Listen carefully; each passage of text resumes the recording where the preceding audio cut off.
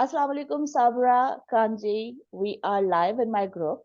Welcome in my group and for today's session. How are you doing? Sorry. Okay. Yeah, Walaikum Salam. Sorry, I had lost you for a second. Alhamdulillah, I'm good. Thank you very much for the invitation. It's a pleasure. How are you? I'm good. I'm doing well, Alhamdulillah.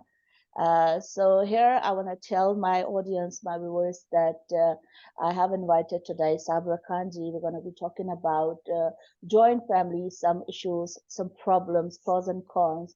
So, if a short intro I would give about Sabra Khanji, she is a clinical psychologist and a family therapist, originally from Pakistan and residing in Iran, and she has done masters in clinical psychology and a little bit more if from your side, Sabra, you can add up. So Mike, over to you, please go ahead.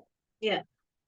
So, as you said, I did my master's in clinical psychology. And then while I was working, I realized that, no matter how much I was applying whatever I'd learned on individuals, when they went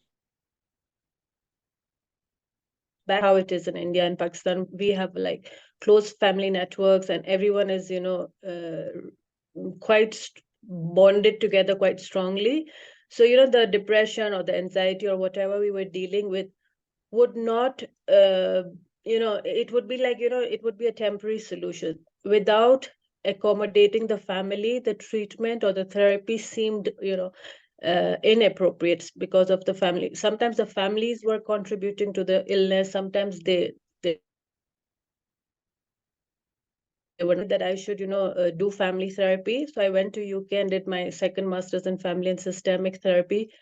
And I feel that it is one of those approaches that works well with our culture because of the system, how it is, and it's not just the family that we consider the culture, the religion, everything around the society.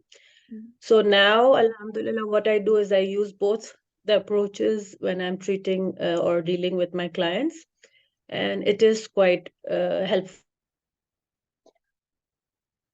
Online sessions for the past 9 years, both individual and family sessions, couple sessions.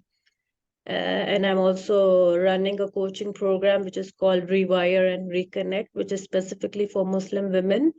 Okay. And it helps women to reconnect to themselves, to Allah, and to their loved ones. And MashaAllah. recently, we've also launched Sib Care. It is a group support group for siblings with a brother or sister who has got special needs, who is goes. Inshallah, it starts on Wednesday, 20th September. All right. Wish you good luck for that session also. And it was a nice and amazing intro from your side. So, Sabra, let us begin this discussion as you know that we're talking about pros and cons. So, what do you think in general, sort of a perception? What do you think that joint family system has? You know, some advantages and of course some disadvantages, like pros and cons. So, in a brief sort of, explanation, you can, let my viewers know about the pros and cons, so then we would begin from there. Yeah. So when we talk about a family, right? A family, whether it is nuclear, whether it is a joint family, it is a system, like you said, right?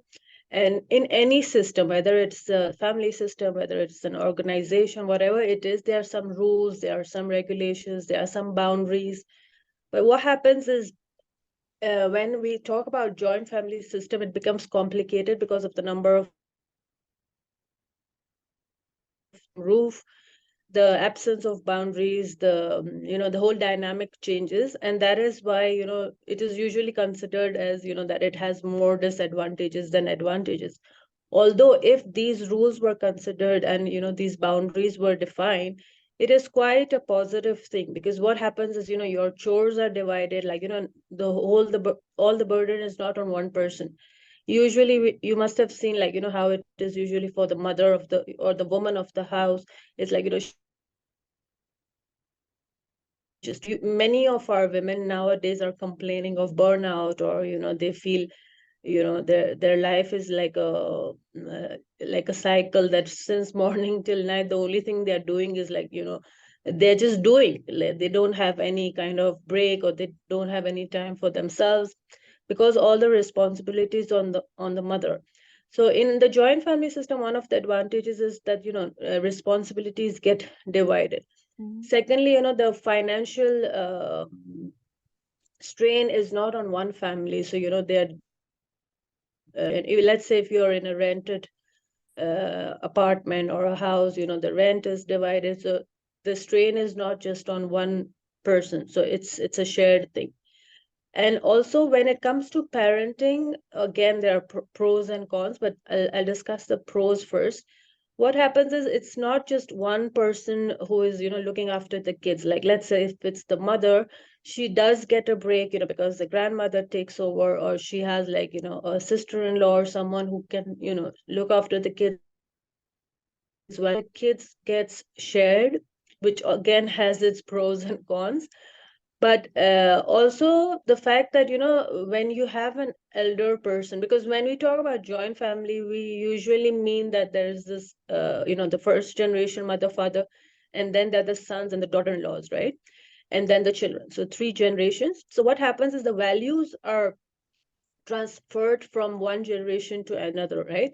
Because in nuclear family, it's very difficult to transfer those values. But when there is a joint family, then this is our culture, this is our family values. So they try, even language. You must have seen nowadays, if you're living in a foreign country, especially, it's very difficult to actually maintain your language of origin, and it's being forgotten nowadays. Our children really, the only language they know is either English or the whatever language is being spoken at school. So when you have a system, a joint family system, usually the elders try to transfer it, because language is a big part of culture, of our heritage. So they make sure that values are transmitted, our cultural, even moral, religious values. The elders make sure that they are being transferred. Mhm. And also, when children are growing up, in, let's say if there are two sons and their daughter-in-laws and their kids, so they've got cousins. So these days, one of the major challenges that children occupied and keeping them away from gadgets, right? So if they have cousins, if they have playmates, it becomes easier. You're not always having this kind of battle with your child, that okay, enough of screen time, do this, do that, don't do this, don't do, because they learn to play, they socialize, their social skills become quite polished, they learn to share. So these are the things that are quite positive when it comes to and when it comes to the other side, right, the Con side. disadvantages, I think the main sorry. Yeah, the con side, yes, the disadvantages. Yeah, the main disadvantages is your privacy is obviously not maintained. There's a loss of privacy, lack of privacy, because no matter how comfortable you are is going to be there are going to be times that you have to sacrifice your privacy, and that kind of gets lost in the whole process. It becomes like, okay, what's good for the family? And also, if it depends on the way the family is, but usually what happens, especially in our cultures, is that the first generation, which usually the mother-in-laws, want to maintain the power, they want the authority. And when the daughter-in-law comes from another family, from another background, she's somehow expected to just mold, just change and adapt, right? Mhm. And she does it. She's told that that's your house, do whatever is being told, and she tries and tries, and she's submissive and all that. But believe it or not, Kiran, I've got so many clients who in the beginning of their marriages were doing exactly what they were told, like be submissive and do whatever you can do, and they were trying to please, please, please, until there comes a point where they can't do it anymore, Mhm. because they've lost their own identity, right? And when you're not your authentic self and you're putting yourself a very difficult position to be in, usually, you will somehow develop anxiety because it's like, you're walking on eggshells, especially if you've got a mother-in-law who is very authoritative. So you're always thinking, oh, if I do this, she'll say this. If I don't do this, this, it's like you're anticipating what's going to happen next. And that is when anxiety actually creeps in. And this is not from one person. I've met so many people, I've spoken to so many women, and you must have also observed that, this is what happens, that we kind of and then we lose who we are. Like we lose our own identity and we feel not worthy enough, we feel unappreciated, we feel no matter what we do, it's never enough, right?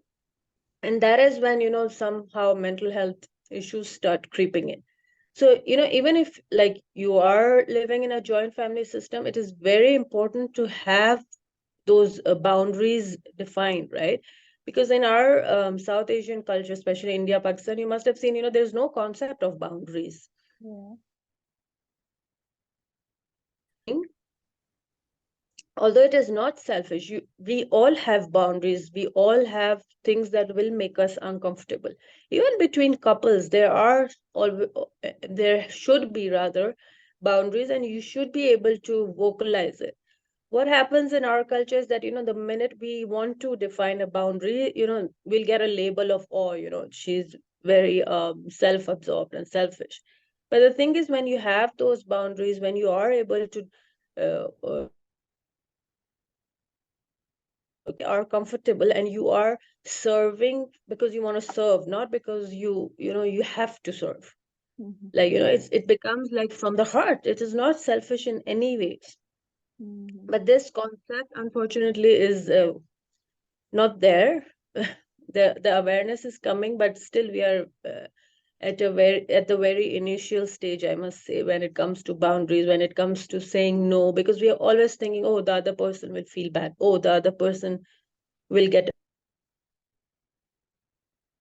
offended, we just carry on life. And unfortunately, what happens is, because we can't say anything to our elders, we take it out on our children, and it's not fair on them, right? All Because right. obviously it's like, a hierarchy, right? So we can't say anything there, we end up, and then we start feeling guilty as mothers, right? And this cycle just continues. Yeah. Okay, thank you so much for responding. Like, in general, we did discuss about some advantages and disadvantages. And if the main problem what you discussed that, yeah, there is a sort of, privacy compromise in joint family system. So apart from this priority of privacy, Sorry, I've lost your voice. can you hear me now? Okay, okay, yeah, yeah, Okay, yeah. so apart from this, privacy compromises, what other challenges do you see, in between these two nuclear family, when you compare that with joint family system? So what other challenges do you think that, yeah, they are also like, are red flags, or you can say red flags that, yeah, we should also consider them. So then, yeah, I would like to listen.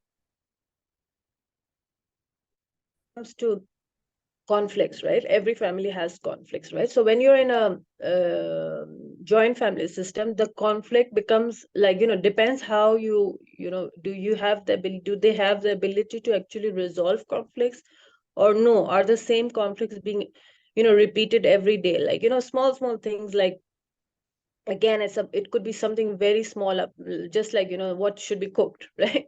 Mhm. And it happens, right? It's not like, you must have seen that, the sofa should be moved, should it be changed or not? Like, small decisions sometimes can become like major decisions, because you have to involve everyone, because that dining room or that sitting room is everyone's area, the kitchen is everyone's area. Especially when it comes to kitchen, Mhm. like, it's like it was the mother-in-law's territory, and now you have come in, and she would prefer that you do what she likes to do, like the way she wants things to be done, and you have your own ways of doing, right? Mhm. So, these lived it might think, but these are things that you can solve easily, but no, actually they become like big things. Mm-hmm. Like, why? Because it's again power disbalance, right? It's like as if it's if it's like, if I give in, she's going to take advantage. It's like becomes an ego kind of a problem, which should not. Like, you're both adults, you can actually divide and appreciate each other for your individuality, right? Without expecting that things will just change overnight, right? It's about talking, having an it's not about me and you in the opposite face to face trying to win. It's not a battle, right? Like in any kind of a conflict situation, whether it's between couples, whether it's between the mother-in-law and the daughter-in-law, and the son, right? He gets caught up, right? Because he doesn't want to take sides, but he's being pulled from here to there, right? Becomes like a And he savage. also, yeah, he actually, because they can't have a direct the wife says your mother did it, and he kind of gets like, where am I stuck? So, everyone in their own place are facing this new dynamic, and they don't know what to do about it. But there can be things done if you sit and try to solve the problem rather than blaming and shaming each other, right? Mhm. Another thing which is like a disadvantage of a joint family is that there's literally, you're always concerned about others, right? Like, unless you have been given that space, and your in-laws are accommodating, like, if let's say the daughter-in-law wants to study or she wants to go to the gym, and the rules and regulations are not like, oh no, this doesn't happen in our family, no, this does no, no, no, no, in our family daughter-in-laws don't study, I don't know, whatever, right? So it becomes like, you have to get permission and those kind of things. Or who am I, or what do I want to do, sometimes gets lost in a joint family. Whereas if you're in a nuclear family, you just have to, usually it's like just the husband who would be encouraging, or what, it's one person that you need to kind of discuss, and then you have to decide, and how it works for you. And even in parenting, so like I said, there are advantages when you live in a joint family, but there are also disadvantages, because that what happens is there are more than one set of parents parenting the child. Mhm. Is like, if the mother is said, okay, just one chocolate a day, and the grandmother says, the child knows that, grandmother will give it to me, so he might go and say, daddy, daddy, give me one more. She said, oh yeah, come here, sit. So, the rules, Mhm. having those rules, sometimes they become inconsistent, and children know how to play around with it, right? So they know, if I want extra chocolate, if I want extra screen time, I can easily go to my observes that the grandmother and the mother or the father are having different views about something, and it's being portrayed in front of the child. That's not a good thing, because the child then thinks, okay, these adults don't know what they want, so how am I supposed to know what are the rules? Because no matter how connected you are with your child, rules and boundaries have to be there. Obviously, they are at the end of the day, they are children. You are the adults. Definitely. Rules and boundaries supposed to be All there. these. Yes. Yes. Okay. Rules and boundaries supposed to be there. Uh, the like few challenges which you just brought up, those are like suppose some little conflicts, some small issues, conflicts, you can say. Boundaries supposed to be like people they should also consider. Let us talk about children. When it comes to children, positive and negative impact, what sort of impact children have in sort of joint family system, and when you see it, look at it, compare it with nuclear family. So positive impact, negative impact on children, as you gave the example, one like if mother is setting the rule that a child not supposed to have more than one chocolate, or you shall say that more time spending on screen, so then he should understand the rules. Other than that, what do you think that, yeah, sometimes some small conflicts again come up with this, but it also have very bad impact on children. How do children, suffer with this problem? So please go ahead for that. So you see, when we are when we are children, or when we look at child psychology, children learn through observation, right? It's not about what we tell them; it's what they observe. That they're like sponges; they absorb everything, right? So if the environment, the general environment is like the child, no matter how hard you try to protect them from that kind of, all those things that are going on between adults, children will get impacted. And children learn about, gender, about power, about different things since they are children, right? Since they are kids. So and it has the impact on their own personalities, and when they grow up as adults and they're going to get married and have their own family. So you must have observe, if a child has grown up, or especially daughters who have grown up seeing these conflicts between, their grandmother and their mother, and if she's a girl, right, and she will be watching all that, observing all that, and even if she doesn't want, when there are three people, like when there are two people she loves, uh, somehow this child is often pulled into that conflict. In her mind, she has to take sides. Either she'll start having a negative, image of they are tackling things, right? And this is actually, rather than having a loving grandmother and a loving relationship with the mother, and all, children somehow feel they have to take sides, even if it there's a conflict between parents, like the mother and the father. Children are pulled into it somehow, even if you're not doing it consciously. Somehow they will, in their heads, think one of them is the victim and one of them is the oppressor. Like, if there's a submissive mother and the this child will have issues, with the grandmother, and she will try to protect the mother when she starts, growing up as a teenager, because you know how teenagers are. They want to express, like, they will stand up and for the person who is being victimized, right? So there are a lot of things, like, generally, if there, as you said, if the rules are there, the boundaries are there, if the daughter-in-law is given her own space, her opinions are also catered, and similarly the mother-in-law happens in our cultures, because usually the first generation don't have a life besides that house, right? Besides, just being there in the house, and trying to navigate the family. They don't have a hobby, or they don't have a life of their own. Their only focus is on, let's say, the daughter-in-law, the son, the grandkids. So in these houses, what we say is, like, the boundaries, the emotional boundaries. When I say boundaries, I mean mostly it's the emotional holes in it, that everyone is responsible for each other's emotions, right?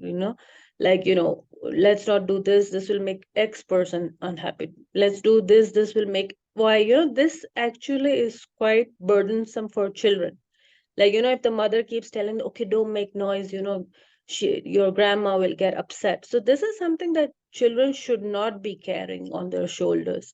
Children should be free to play and do whatever they want to. But when, since childhood, they listen to these things, okay, we should do this because, we want to make its own identity somehow gets lost. They're always considered, they're always considering about others before them.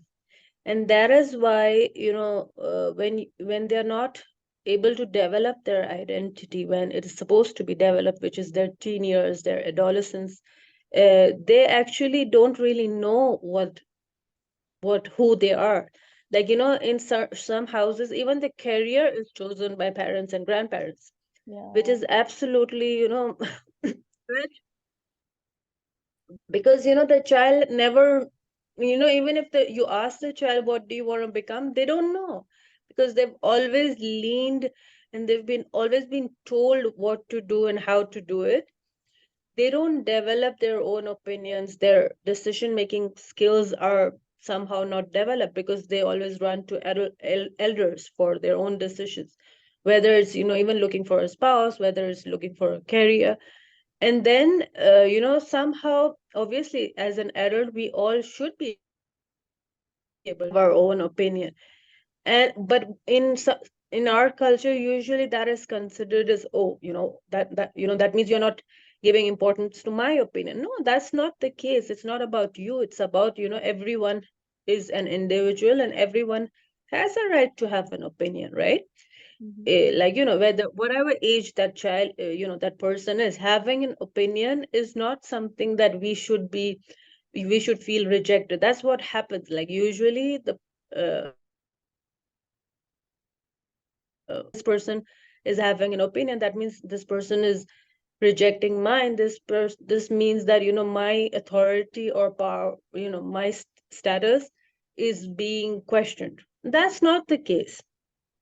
Like, generally that's a part of our human development, that, as we grow, we develop these skills. And as a family, whether you're a nuclear family, joint family, we should actually be supporting it, right? That, oh, this, our child also has an opinion, so why not encourage it behind the curtains, right?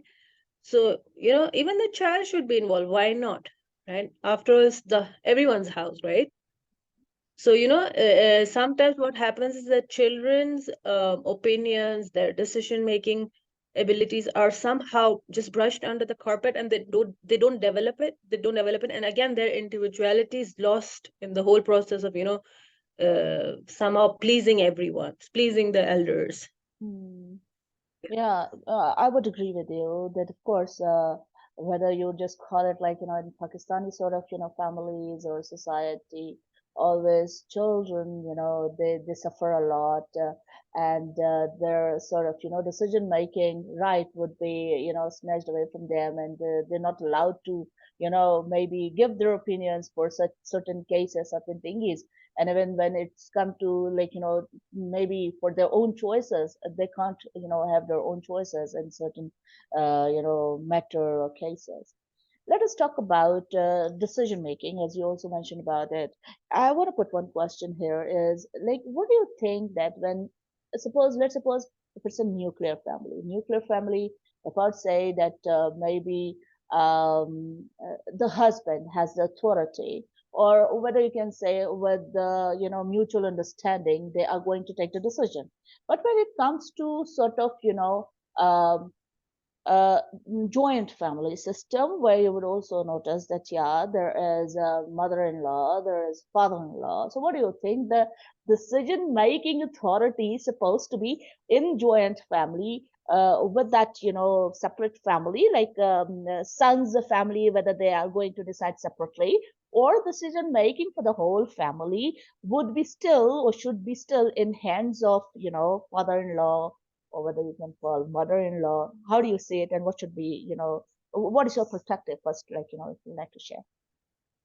When it comes to any decisions, right? So they're like, if it's an individual decision, like, if it's a child, right? Let's say which school the child should go, or which university, or what the career.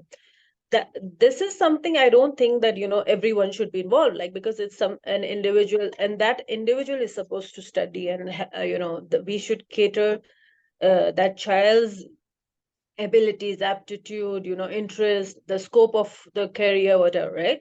So that is an individual decision, and yes, the support should be there, but at the end, it's not the child. I mean, like, let's say if it's a family, it should be that person's decision. Yes, the family should support, and yes, you should, like, nowadays, we can search, we have resources, we can go to a counselor. What is good for the child, right? It is not about, an authoritative, it's not like a parliament or something. Yes, it is a system, but if it's an individual, it's a decision to do with the individual. That individual should have the right within the system to make a decision, right? So if even if it's a mother's house, like, that is an individual kind of a decision. But what happens is, as I said, the boundaries are so diffused. The mother-in-law is the person who decides whether the daughter-in-law should go or not. But that is, that is quite unfair, because you see, at the end of the day, she wants to go. It's not something like, we are still stuck in these decisions. Like, the mother-in-law feels, oh, she should. It's like, she's the king of the kingdom, right? And she should be asked, and actually damaging your own daughter-in-law's self-esteem. Like, she feels that she has to ask, she feels she has to get permission, and this is something, uh, like, no matter how hard you try, it is something difficult. You have to ask for everything, because you are an adult at the end of the day, right? Mhm. So, giving that liberty, that will actually help the whole family. It's not like, I think it's sometimes, to do with, they feel insecure when their daughter-in-laws are, having a good life somehow, right? Thankful that they are having a good compatibility, like the couple, but somehow the mother-in-law feels left out. Like, it's not about the son has been snatched away or something. These things that we hear, like, they feel a bit insecure that my son doesn't give me time and all those kind of things. You are the mother. At the end of the day, no one can replace you, right? And the daughter-in-law is his wife. No one can replace her as well, right? You have your own positions. It's not like a battle or something, right? But when it comes to, like, decisions which are for the good for the family, that should be something that all the family members should be involved, right? Again, it's not something that the elders should just make it and the others should follow. Why? Because it is something that's going to impact the whole family system. It's Mhm. going to impact like, changing houses, changing, or anything, the finance, the budget, the like, moving, whatever it is which is going to impact the whole family. Everyone should be involved. It's like, let's sit and talk about this, right? And when where everyone is allowed to share, that is when actually those advantages that I was talking about come into place. Otherwise, it's always like a battle, like, because Mhm. everyone wants to be the decision maker, everyone wants to be the authority, everyone wants to be in power. It's not a power struggle kind of platform where, or it's not like a battle where you have to win. It's a joint, it's like living there. You're living there for 24 hours. It's not like a workplace. You Mhm. go for 2 hours, and you don't like the boss, then the next, you stay Okay, Sabra, we've away. got Why not have. sorry to interrupt you. Sabra, we've just got 4 minutes. So I wanted to put two questions. If you can quickly respond on that, because the last question is also important, and I feel like that I need to cover that up in this limited time. Whether inshallah we would, do it again, I would invite you. But the thing is, like, there is a sort of a respect element also come when it comes to, like, if you just said it, that yeah, everybody's involvement is important for decision making, whether, but if something like, individual level, that is like, somebody can take decision by themselves, but like it's a family of four, like a nuclear family. But again, just keeping that aside, it's a joint family, but a joint family like a son's family, like where you would see a husband, wife, and children, and they have to decide for their child. But on the other hand, they would also, what do you think, that they should consider that, okay, we should also involve our mother-in-law, or our in-laws, like mother-in-law, father-in-law, or maybe auntie, uncle also, that okay, now this is something we are giving them respect, that, so that Yeah, yeah. respect. And one point, and then the other thing, like, okay, where should be the boundaries, or where is a limitation, that okay, involvement is there, it's because element factor, respect factor is there, respect element is there, but we want it to be limited. We do not want to overcome on our heads that okay, we are giving them respect as a matter of involvement, but again, like we do not want them to, like, come and do the authority. So which way do you see it? And then the last question I would pose. So, but yeah, timing is running out. So then, yeah, Mike, over to you. Please go ahead. Yeah, you see, when it comes to respect, yes, obviously we're not supposed to, as I said, be disrespectful or anything. But when it should not involve them at all. Like I said, everyone's opinion should be considered, but at the end of the day, the decision is with the person who is actually going to live that decision, right? And yes, sometimes elders do feel that when youngsters don't ask, it means that it is disrespect. It is not, that is where we need to change the way we think, right? It's not disrespect. You're actually giving that person a chance to be independent, which is a good thing according to their age, right? Able to develop this skill. Giving that space as an adult, it is your responsibility to give that space, right? And you must have seen nowadays there are many mother-in-laws, and they say, do what you want. We are very happy, right? Why? Because they've actually realized that, actually it is quite a relief that, you are doing your own thing. You are finally, you can do things, have, go to the tea, have tea with your friends, whatever, and let the daughter-in-law what we say, enmeshment is not good. Like, it becomes a bit too suffocating. Mm-hmm. Yeah, but obviously, like you said, there has to be a limit. So you see, it's about, again, making those rules. What happens is there are no rules laid, and we are always like, just wondering, am I supposed to do this? Am I not supposed to? But when the elder says, do what you want, or cook on, let's say, Mondays, Fridays, Thursdays, whatever you want, I'm fine with it. That will actually she wants, but obviously under the rules that have been set by the elders, and that is completely fine. Rather than, okay, every morning she has to ask, what shall We I have cook, we have right? got a minute early. If you could just precise it quickly. Okay, yeah, yeah, okay. You can go. You want to ask another one? uh, what I was asking is, suppose like in Pakistan, what do you see? What sort of particular cases do come to you for like taking suggestions or for counseling? And one or two, just quickly, if you, I don't know whether you'd be able to cover it, but quickly, if you can see some cases, they do come to you, and you can share from yourself. Yeah, usually it is about that they have been managing the house, and they've been trying and trying and trying to just adapt, and then they lose their personality, as I told you, and then they develop anxiety symptoms, they develop headaches, they develop, and there comes a point, unfortunately, they develop